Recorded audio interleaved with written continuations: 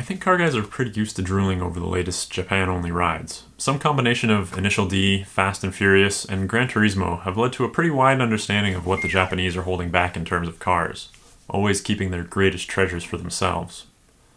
I'm not sure if us bike guys have ever been quite as aware of what we're missing out on. With no big catalyst like Initial D to spark our collective imaginations, I don't think most bike guys have lusted after Japan-exclusive bikes the way car guys have craved an R34 GTR. Well, I'm here to set that right. Here are 11 of my favorite Japanese bikes that never made it over to North American shores.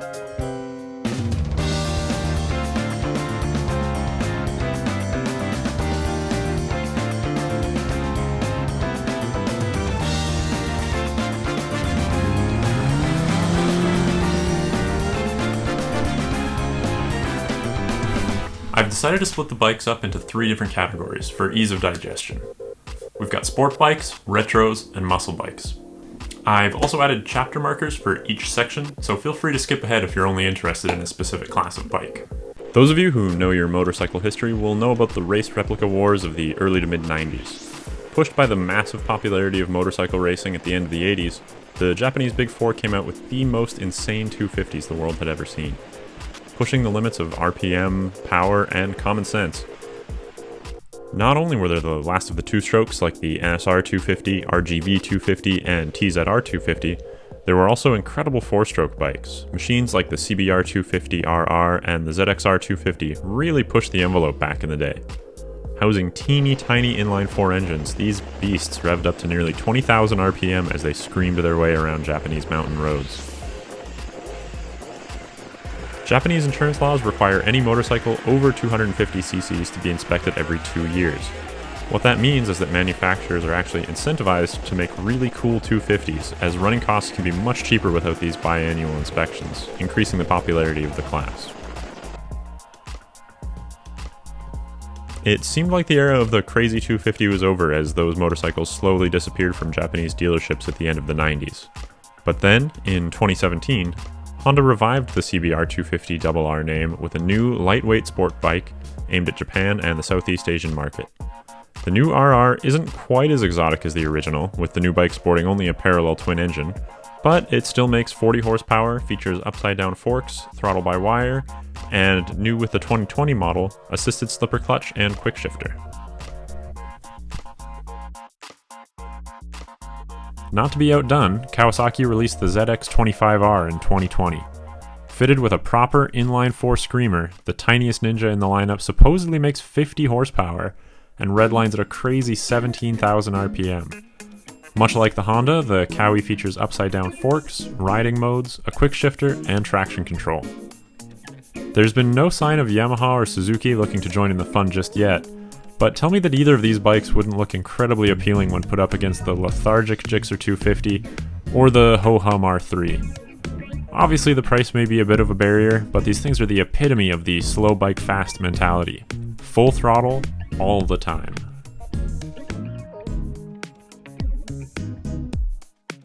What if you want a dedicated track bike? Did you watch Pedro Acosta win from the pit lane in Moto3 and think, I could have done that? Well, Honda Japan will let you put your money where your mouth is with the NSF 250R. The 250 single is the base for Honda's Moto3 race bike and puts out a solid 50 horsepower. Wait a second, that's the same as the Kawasaki. And you're right, it is, but the NSF weighs an incredible 185 pounds as opposed to the 401 pounds of the ZX25R. The NSF will cost you a cool $13,500 American dollars, but this is probably the closest any of us will get to riding a World Championship motorcycle. I did find some reports online that Honda had plans to bring this bike stateside, but I can't find any info on Honda's website or any previous sale listings. The last bike I'll mention here is the Suzuki GS1200 SS. Upon first glance, you might think this is an 80s bike, but the GS1200 was produced for 2 years, 2001 and 2002. Japan, in their endless bureaucracy, used to cap production motorcycle capacity to only 750 cc's. This meant that classic bikes like the Katana 1100 and GSXR 1100 weren't actually sold in Japan. Our poor Japanese riding brothers had to lust after the bikes that were being made in their own country.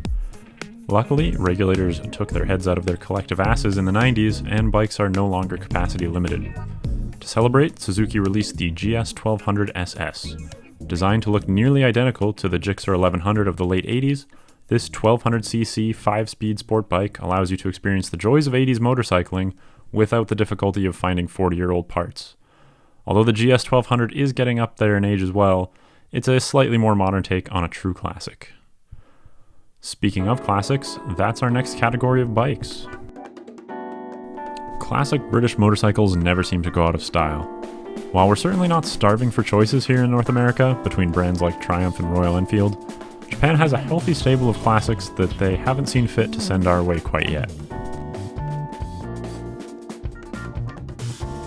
First up, Honda's brand new GB350 just launched this year in Japan, and it's gorgeous.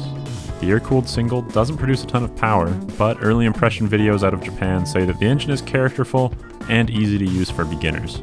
Small details like the use of a badge on the tank instead of stickers, or the rubber fork boots really sell the classic look. Meanwhile, LED lighting and digital dash elements like a gear indicator let you know that you're still riding a modern bike. The bike is incredibly reasonably priced at only around $5,000, and an extra $400 or so gets you the S version with its underseat taillight, reworked seat, and wider rear tire.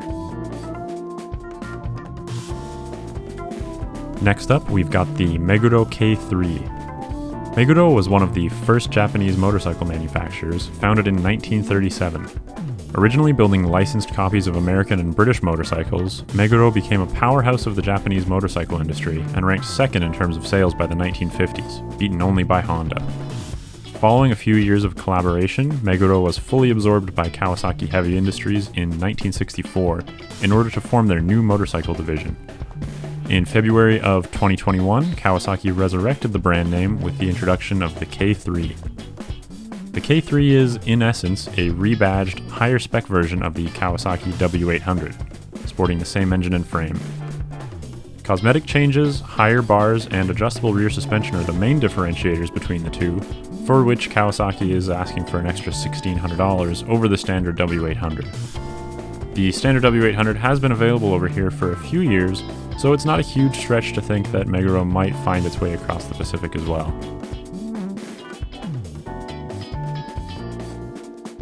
Finally, we've got the Honda VTR 250. Calling this one a classic might be a bit of a stretch, but it's got the classic round headlight, and isn't that half of what people want anyway? The original VTR 250 was actually sold in America from 1988 until 1990 as a fully fared beginner sports bike. The bike I'm talking about today, however, is the model that was sold from 1997 until 2018. The second generation VTR was aimed squarely at the Ducati Monster, if that wasn't obvious just from looking at it, but was meant as a more beginner-friendly package.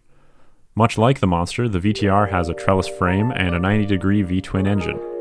Honda may have copied Ducati's homework a little too closely, but I think the VTR is an excellent looking bike, and later updates added both fuel injection and LED lights.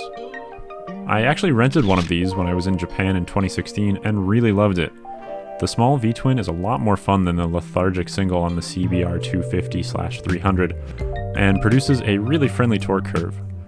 More than that, I found that the bike handled highway speeds nicer than my old Ninja 250 did, despite the lack of a sixth gear. While Honda ceased production of the VTR a few years ago, I can't help but feel that it would have been the best choice for beginners amongst a crowd of so-so starter bikes available in the US right now. Oddly enough, the VTR was imported to Australia for most of its lifespan, but nowhere else.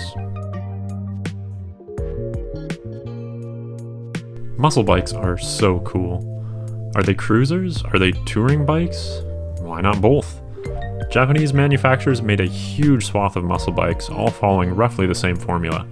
Take a little bit of classic styling, a pinch of modern features, a huge stocking inline 4 engine producing tons of torque, and you've got yourself a classic muscle bike.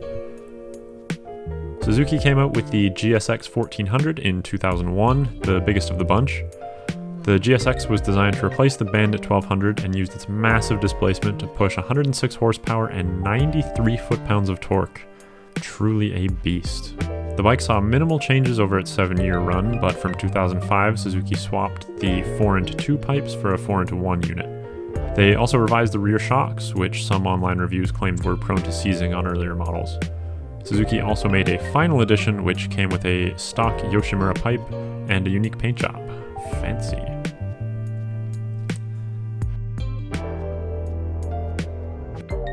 Yamaha is next up with their XJR 1300, which was sold from 1998 all the way until 2014. Despite the 100cc deficit to the Suzuki, the XJR pumped out similar horsepower and slightly less torque. Classic to the max, the XJR launched as an air-cooled model, complete with dual rear shocks and a 5-speed gearbox, just like the naked superbikes of the 70s.